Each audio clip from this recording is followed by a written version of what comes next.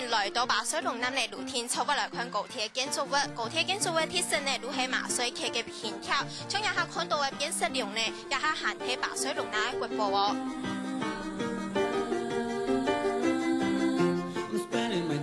該度嘅觀光客連倫敦變色龍翕相，亦係關於公園最受歡迎嘅翕相景點。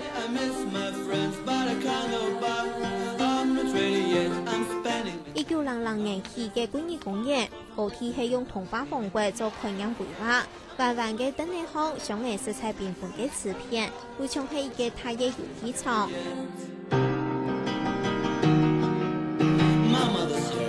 從草廊用海景做構想，行過去呈現你一層一層海浪打過來貼貼嘅視覺感受。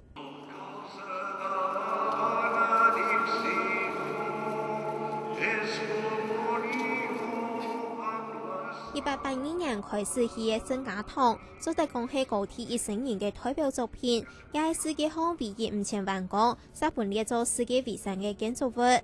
聖家堂嘅設計完全冇出現同平面，係用路線、錐形、雙曲線、拋物線各種變化組成嘅，讓喺高鐵hand體設計度變為該牛嘅刺眼色彩。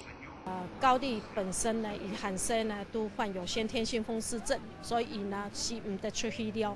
所以以嘢後來嘅建築呢，跟伊嘅成長嘅過程呢有幾大嘅關係。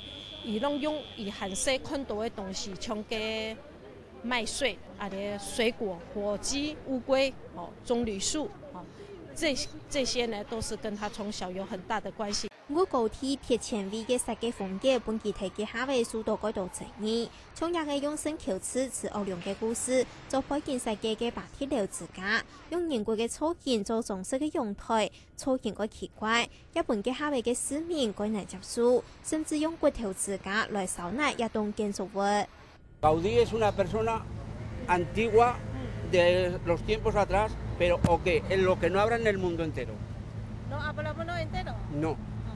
Porque lo que ha hecho él no lo hace nadie hasta la fecha. Casa piedra. Efectivamente, lo que ha hecho Gaudí no habrá nadie que lo ha hecho, con la misma tecnología. 高鐵特殊嘅建築風格，頭擺本亞隻人該道都無法度接受喎。唔過呢，世界高鐵觀光客一下來到亞隻嘅天草路位來看伊嘅建築，一高鐵嘅特殊嘅成就呢，一本亞嘅加泰隆尼亞嘅名聲呢，送到為世界嘅舞台上，一本亞隻嘅人重新認識嚟一個建築天才，而仲喺客家新聞採訪團體西班牙巴塞隆納嘅採訪報道。